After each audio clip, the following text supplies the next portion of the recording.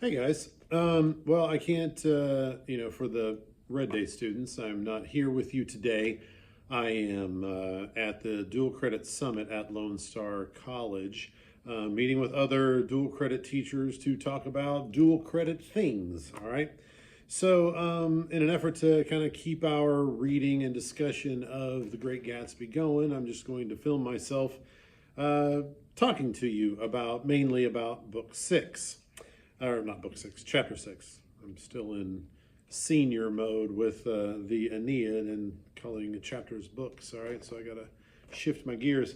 But chapter six for The Great Gatsby. And, to those of you who are in my Green Day, well, you'll get to probably watch this same video with me in the room, as awkward as that might be, just because, I'm doing this, so I might as well just give you all the same treatment as the Red Day. All right, so anyway, I want to talk about chapter six because chapter six is pretty interesting because what we see is, in truth, kind of a second origin story of Jay Gatsby. The first one, of course, was whenever it was the one that he himself told to Nick, the one that it seems that he wants to promote whenever he's going into New York City for lunch with Nick. They go to the speakeasy thing, they run into Tom, all that kind of stuff, Meyer Wolfsheim, all that stuff. And a little side note with Meyer Wolfsheim, it is very interesting that Nick has, since the very beginning, considered himself to be this person who reserved all judgment as a trustworthy narrator. That's the way he hopes to build his ethos, right? To say that I just observe things, and so therefore you can trust my take on this. But man, he really has himself some racial prejudices, some anti-Semitic views on Meyer Wolfsheim and his Jewishness that seem to get in the way of his objectivity when sitting at the table with Meyer Wolfsheim. Meyer Wolfsheim seems to be a shifty character, but I think that is, his shiftiness is apart from his racial identity, but it seems that Nick has a difficult time with that aspect of Meyer Wolfsheim. It seems to cloud his view, or he already had a certain view of Meyer Wolfsheim before learning anything about him, and it's to me is another bit of information that seems to conflict with what Nick wants to set out for himself when it comes to being this perfect little narrator boy. Now, we remember when they're driving into New York City, Nick and Gatsby, that he says, I'm an Oxford man, and just weirdly picks a photograph to confirm that he, in fact, was in Oxford, which is a weird thing. Like, who does that? Who is somebody who carries with them a photograph as evidence that they truly were in Oxford? It seems an odd thing. If you went, you went, and if you're, that's sort of it's again another one of those nouveau riche type of things. Like I need to prove to you that I am this, rather than just allowing my knowledge and my history to pedigree, if you will, to speak for itself. He mentions going around to different places around the globe, and rubies and fine jewels, and he, all this kind of stuff. That's the narrative that Gatsby wants to promote, of course. But we see something different here in what Nick tells us about how Jay Gatsby became Jay Gatsby. And it's weird. Which one do we take, or is there a combination, or which one do we take as far as gospel truth, and which one is to be, a little more under suspicion? Either way, we have them both, and so we need to look at them, and we're going to look at the one in chapter 6. It's a lot less Well, the light went out. Okay, it's a lot less sexy, this version, than the version that he tries to give himself in earlier. I believe it was in chapter 4. So anyway, what I want to start off with is just at the very beginning, where it talks about an ambitious reporter had come from New York and gone to Gatsby's door to ask him a few questions.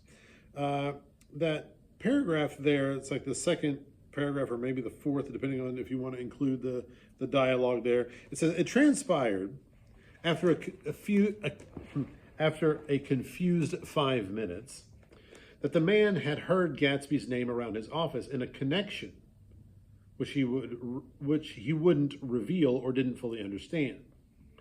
This was his day off, and with laudable initiative, he had hurried out to see. Okay, so we don't know what's going on, but this is a reporter it's a journalist of some kind, or a reporter, he's using that word, and has heard Jay Gatsby's name in connection with something. And he didn't fully understand the connection or wouldn't reveal what the connection was. But there is something going on in the news industry that is, somehow connecting Jay Gatsby with something else. Okay, so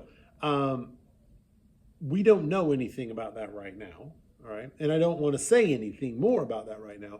What I'm wanting you to do is to say, okay, I see that something is going on here, and I want to make note of there have always been rumors about Jay Gatsby, that he was friend of Kaiser Wilhelm, that he killed a man, that whatever the case may be, but we notice that there is something that the press is starting to it's gaining traction with the press, and this person is following up on it.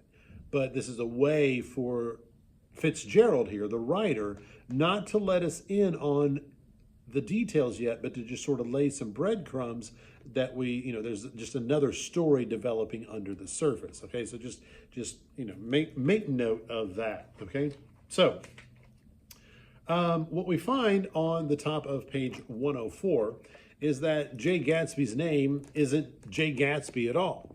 His name is actually James Gatz. He's of North Dakota. He's from North Dakota.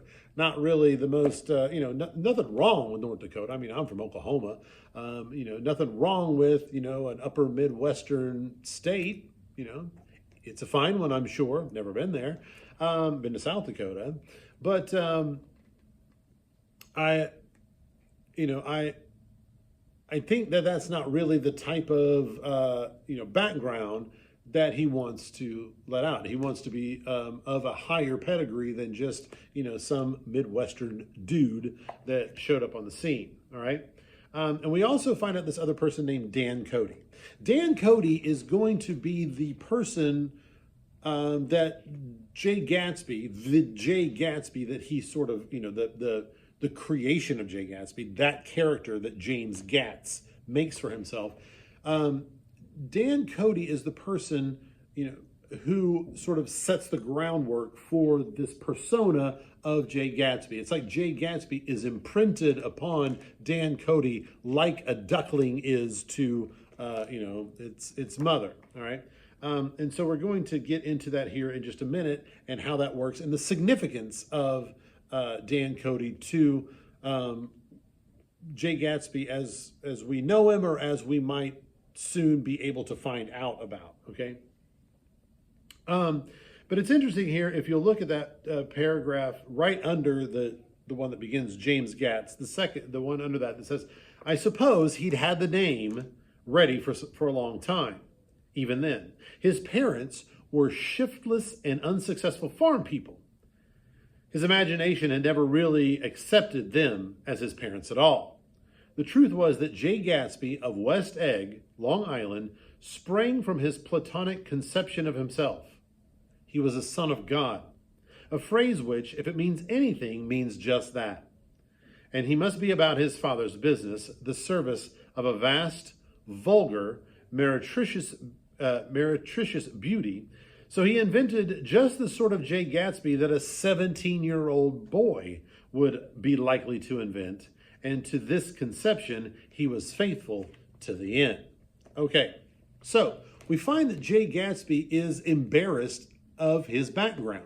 He's embarrassed that his parents aren't of a high status. What we see with Tom and how we understand Daisy to be is they've always been wealthy. They are that generational wealth, that old money. They have been born into this sort of aristocracy, and that then sets the course for their continued success. Gatsby wants to be that. He's always wanted to be that, but his parents were not that. All right. So he's sort of, we get a sense that maybe he resented them.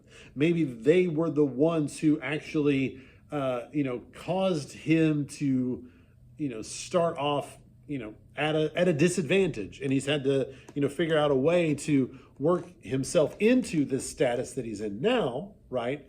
But, they were a sort of a block around his neck, a weight weighing him down to be able to achieve straight away what he's always hoped to achieve and who he's always wanted to be. All right. There is a biblical allusion here that I want you to pay attention to, where it says, he was the Son of God. Yeah, of course, people say, Jesus is the Son of God, right? But this doesn't say he was the Son of God, but a Son of God. So sort of like he sees himself on a divine mission, or he believes that what he sees for himself is something that is, divinely inspired. All right. But it says a phrase which, if it means anything, means just that, and he must be about his Father's business. Okay, so there is a story in one of the Gospels, I believe it's in the Gospel according to St. Luke, if I'm not mistaken, that, and it may be in another one too, but I think that Luke is the one I'm thinking of. But in this, this is the time when they all... they have to travel to their hometowns or whatever for a certain census to take place. And the family in a caravan travels together, and then they return. And along the way, and this was a time when, as in my understanding, that, the parents weren't just the ones responsible for their own kid, but the entire family was responsible for all the kids. And so, the people would just head out all together, full well believing that, while my kid's not here, I can't find my kid, somebody in the family has my child. But they travel for a while, and Mary and Joseph realize that Jesus isn't with this caravan of this family, and so they have to return, and they go back to look for Jesus, and they find Jesus in the temple, and he's just a child. And he's speaking on, the Old Testament laws with such authority that even the adults are around his feet, listening to him deliver his message. And when the parents come up to him like, Jesus, where have you been? Don't you know that you were worrying us? He says to his parents, or I believe his mother, says, didn't you know I would be, in my Father's house? I would be, as it says here, about my Father's business. All right. So this is a reference to a specific biblical story from one of the Gospels. All right. To kind of associate him with that, Christ-like, promise for, salvation and, rising above and being above just the surface earthliness of things that are, of, a lower spiritual, meaningful status. Okay. But the idea is that, he is not of a high status, and that bothers him. All right. In the next paragraph, about, towards the end of that paragraph, it says, the paragraph says that he had been just a clam digger, right? Salmon fisher, any other capacity that brought him food. He was just working odd jobs here and there along Lake Superior. It says he knew women early, and since they spoiled him, he became contemptuous of them. All right. So we don't get the sense that he, he's not outright misogynist necessarily in his ways with women. Let's sort of temper that, I guess. But it's not anything that he doesn't find women to be useful to him, I guess. Can I put it that way? Almost a hindrance to where he's hoping to go. All right. The next paragraph begins, but his heart, what was deep inside Gatsby, all right, was in a constant turbulent riot. The most grotesque and fantastic conceits haunted him in his bed at night. A universe of ineffable gaudiness spun itself out in his brain while the clock ticked on the washstand and the moon soaked with wet light his tangled clothes upon the floor. Okay, so the idea is this.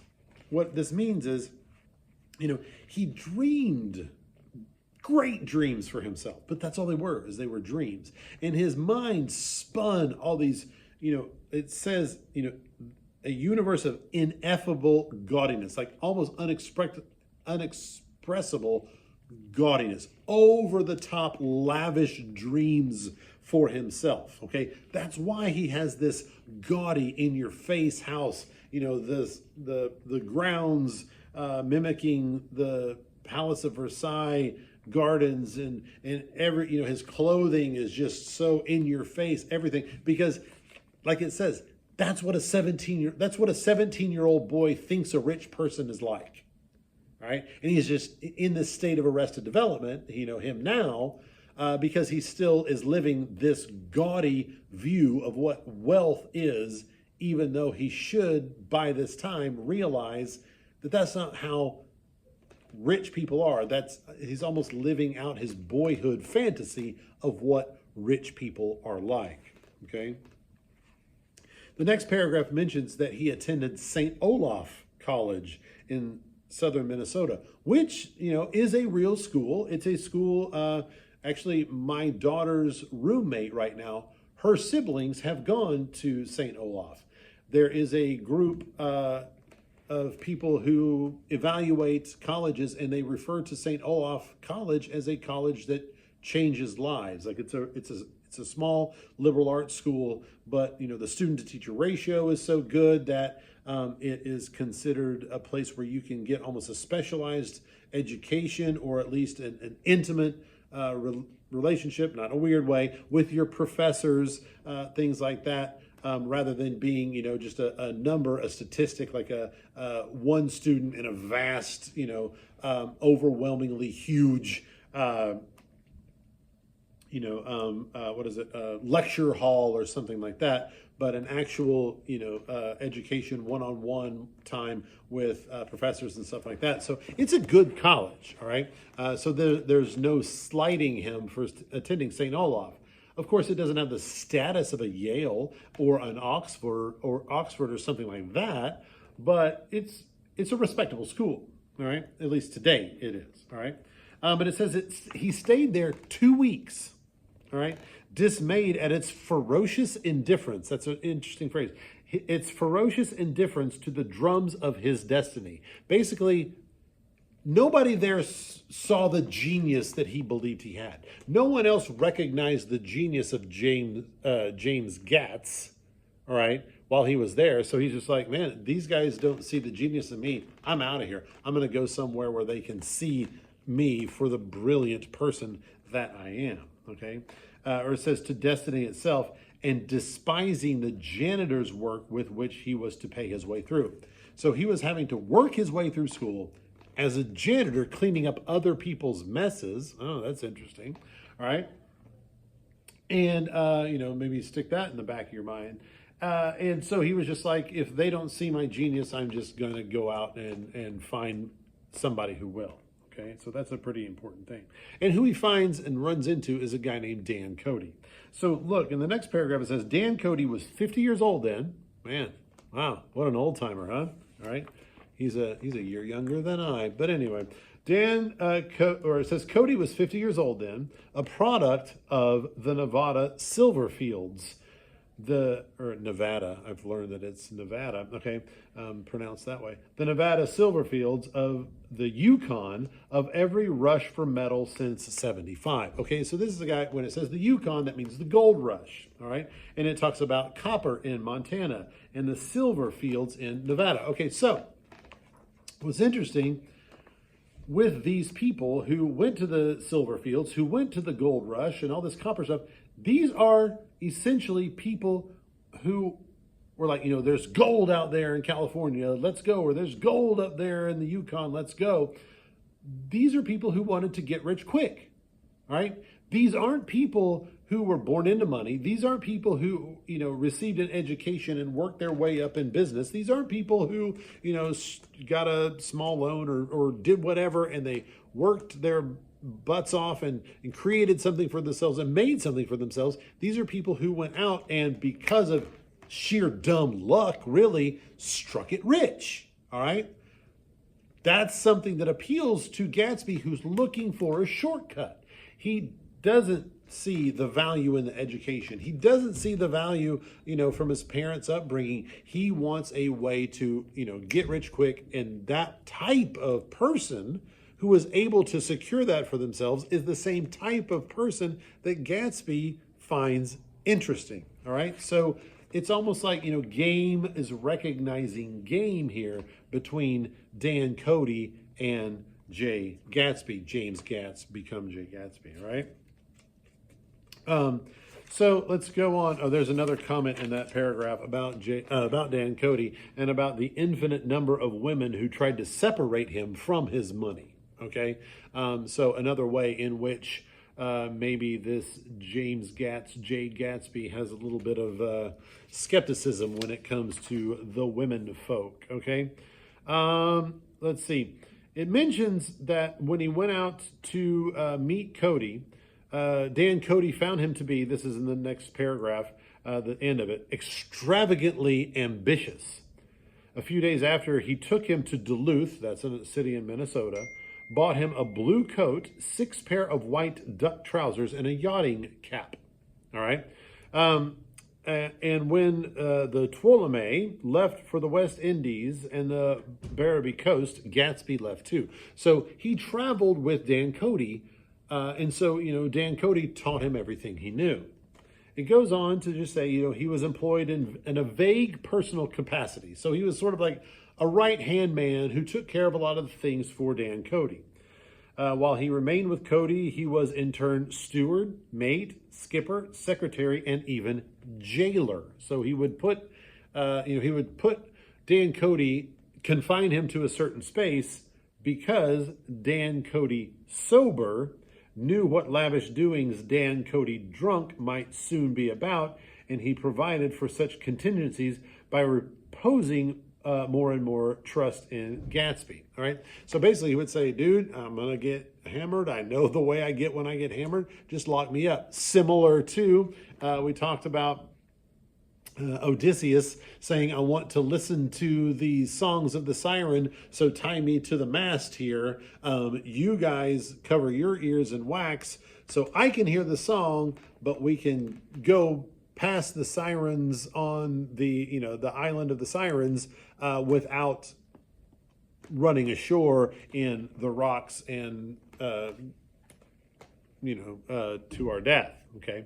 But basically he's like, lock me up because I know what trouble I'm going to get into. And so this is, partly it says later, why Gatsby didn't drink, okay? Because he saw how much that could get in the way of Dan Cody. So the arrangement lasted 5 years, during which the boat went 3 times around the continent. It might have lasted indefinitely, except for the fact that Ella Kay, another female who is maybe responsible for Gatsby's skepticism with ladies, came on board one night in Boston, and a week later, Dan Cody inhospitably died. Now, it doesn't say that she killed him, but, it just sort of says, they got together, and a week later he died. And there is another paragraph right after it says, and it was from Cody that he inherited money, that Gatsby got some money, a legacy of $25,000. And then it says he didn't get it. He never understood the legal device that was used against him, but what remained of the millions went intact to Ella Kay. All right. So there were Gatsby, without his education, was unintelligent enough to deal with what Ella Kay was able to throw at him legally so that she got the lion's share of the wealth that Cody had. It didn't all transfer to Gatsby, even though Gatsby was sort of the heir apparent to the Cody fortune. All right. We have a little break there, and then we see that we kind of come into a situation where Nick and Gatsby are hanging out, and in comes Tom, okay, on his horse. It says, I hadn't been there 2 minutes when somebody brought Tom Buchanan in for a drink. Okay, so this is going to be sort of a weird, interesting, tense situation that we have here. All right. Let's see. Interesting thing on page 108 in my book, but it's the paragraph that begins, moved by an irresistible impulse. Moved by an irresistible impulse. Okay. Gatsby sort of comes right out, confronts and talks to Tom about his own wife. It says, moved by an irresistible impulse, Gatsby turned to Tom, who had accepted the introduction as a stranger. I believe we've met somewhere before, Mr. Buchanan. Oh, yes, said Tom, gruffly polite, but obviously not remembering. So we did. I remember very well. About a week ago? That's right. You were with Nick here. I know your wife, continued Gatsby, almost aggressively. All right. And so we see that Gatsby's becoming a little more sure of himself, a little more brazen now that he and Daisy are reacquainted. All right. And then again, later on, after the back and forth between them, it's interesting because, the paragraph, one of the paragraphs ends with saying, the woman said nothing either until unexpectedly, after 2 highballs, she became cordial. All right. So this woman is just sort of in the background, but then she has drinks and then she becomes more cordial. Women and alcohol, both together, maybe a commentary on the 2 things that Gatsby seems to have some skepticism about. Okay. I think that's a very interesting little nugget that Fitzgerald puts in there. All right.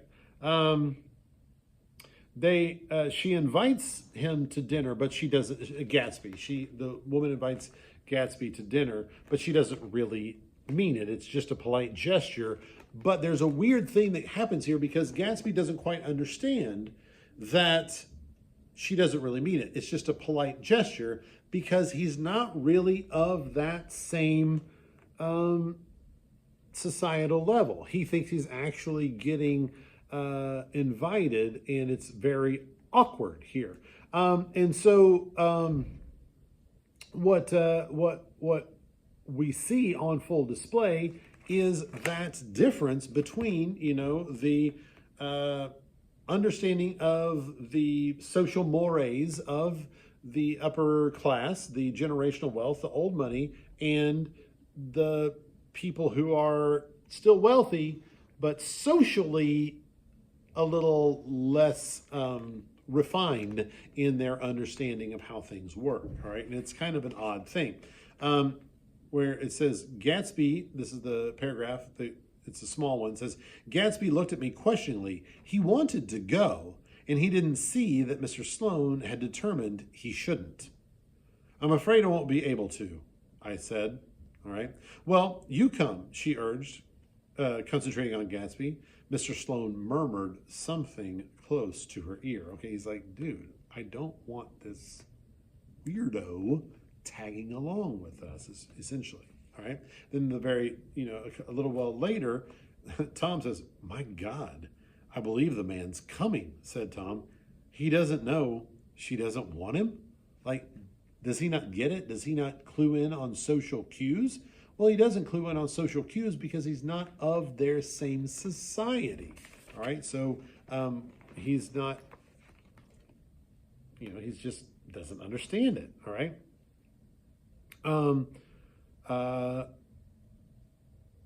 This is interesting, all right? This is, the paragraph that says, she has a big dinner party and he won't know a soul there, he frowned. I wonder, this is Tom speaking, I wonder where in the devil he met Daisy. By God, I may be old-fashioned. Listen to this. I may be old-fashioned in my ideas, but women run around too much these days to suit me. They meet all kinds of crazy fish, all right? So does Myrtle run around a little too much for you there, Big Tom?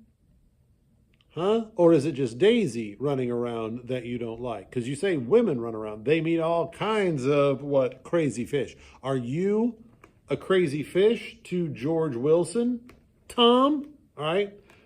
No, Tom wants it to be, the way Tom wants it to be. It's not, he runs around just fine. He gets around, and he doesn't mind that Myrtle runs around because she's running around with him, right? Okay, so we don't have a good for the goose, good for the gander situation going on here. All right, the next little break, after the next little break, it says, Tom was evidently perturbed at Daisy running around alone from the following Saturday. He came with her to Gatsby's party. Okay, more of them being together. Perhaps his presence gave the evening its peculiar quality of oppressiveness, okay? Again, remember when he closed the doors and the women just seemed to drop out of the sky in the very first chapter, okay? When he's around, there is a certain oppressive nature that just seems to follow him everywhere he goes. Skipping a few sentences, it says, or perhaps I had merely grown used to it, grown to accept West Egg as a world complete in itself, with its own standards and its own great features, second to nothing because it had no consequences of being so, and now I was looking at it again through Daisy's eyes. It is invariably saddening to look through new eyes at something upon which you have expended your own powers of adjustment. All right, so he's now I'm observing it through somebody else's eyes. I've adjusted to understand West Egg, but now I'm seeing it through her eyes and I see it differently, okay?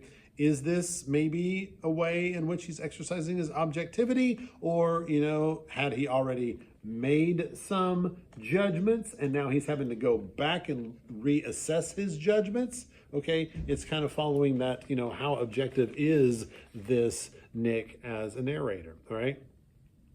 Again, we hear some things about Daisy's voice. Listen to this. It says Daisy's voice was playing murmurous tricks in her throat as she's talking. All right. It's a little bit later. He says, you must see faces of many people you've heard about. Tom's arrogant eyes roamed the crowd.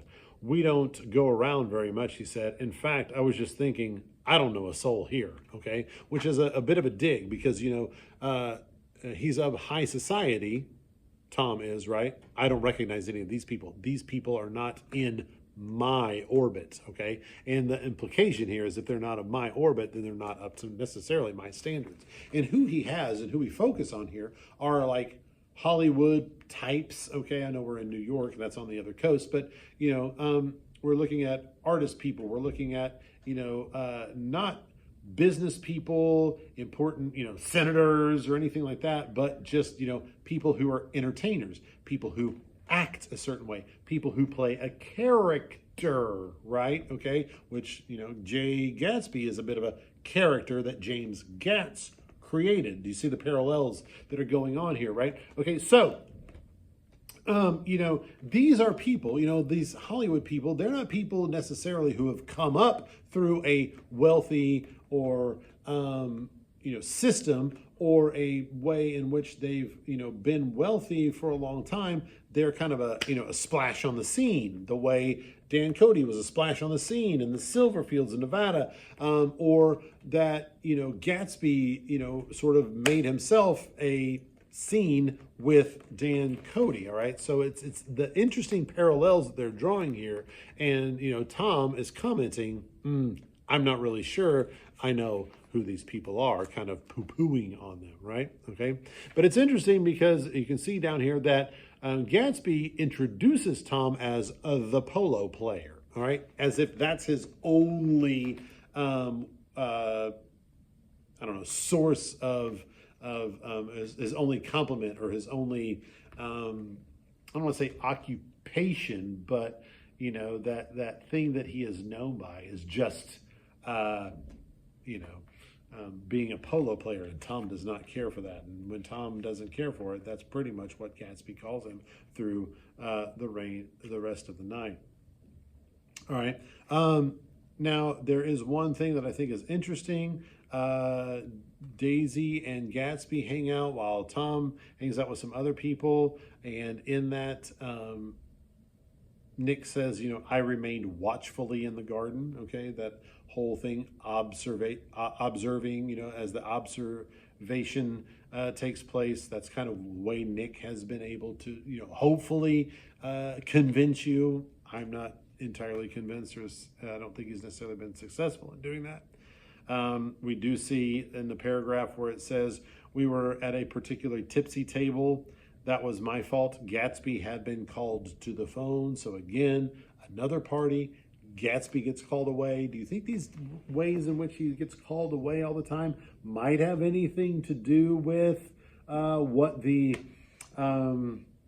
reporter was coming to ask him about? I don't know. We'll see. Just kind of trying to plant some things for you to follow. All right. Let's see here. There is a paragraph. I'm skipping down to where it says, it was like that, almost the last thing I remember. It was like that, almost the last thing I remember. Okay. Where it says, I was standing with Daisy and watching the moving picture director and his star. They were still under the white plum tree and their faces were touching except for a pale thin ray of moonlight between them. It occurred to me that he had been very slowly bending toward her all evening to attain his proximity. And even while I watched, I saw him stoop one ultimate degree and kiss her cheek. All right? So it's almost like what he's watching is what's also going on with Jay, Gatsby, and Daisy. He's moving in by degrees, ever so slowly, to try to bring himself, his being, his entire thing closer to her. All right? So that's what this device is, or what Fitzgerald is doing through Nick, is to say, I'm watching this thing happen. And what I'm watching happen with these two people, we as readers know, oh, that's exactly what he's observing happening over here with Daisy and with Gatsby. I like her, said Daisy. I think she's lovely. But the rest offended her, and inarguably, because it wasn't a gesture but an emotion. She was appalled by West Egg, this unprecedented place that Broadway had begotten upon a Long Island fishing village, appalled by its raw vigor that chafed under the old euphemisms, and by the too obtrusive fate that herded its inhabitants along a shortcut from nothing to nothing. She saw something awful in the very simplicity she failed to understand. A shortcut. Dan Cody, shortcut to wealth. Gatsby saw that. Game recognizes game. I want shortcut to my wealth. She doesn't like it. Okay. The Broadway, the stars, the Hollywood-ness of this. Shortcut to notoriety. It says here that Daisy doesn't necessarily like that. Daisy likes the old money. Likes the pedigree. I'm going to use that term again, right? That Nick has, and people like Nick, So it's very interesting, I think, that it says a shortcut from nothing to nothing. So while Gatsby believes on West Egg with all of these things that he is creating and making a name for himself, everything that Daisy sees is still nothing to her. Essentially, if you want to say it, he might still be a nobody, right? Might still be a nobody, even though he's here, even though he has obtained all of this wealth for himself, okay?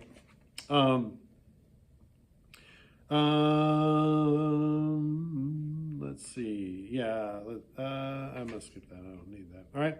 I want to say or point out the paragraph that says he wanted nothing less of Daisy. Okay, so go to that one. He wanted nothing less of Daisy. It says he wanted nothing less of Daisy than that she should go to Tom and say, I never loved you. After she had obliterated 3 years with that sentence, they could decide upon the more practical measures to be taken. One of them was that after she was free, they were to go back to Louisville and be married from her house, just as if it were 5 years ago. Okay, so essentially, Gatsby doesn't want to just be reunited with her. He doesn't want to be, just sort of rekindle an old flame or have an old experience. He wants to literally go back in time for her to say, I never loved him, to literally relive that time as if the 3 years that they have been married, Tom and Daisy have been married, never actually existed. Okay, so that's a pretty powerful thing. It's the tallest of tall asks that he could ever have of Daisy, right? And he says she used to be able to understand, saying that she doesn't get it anymore. She doesn't see what I see, all right?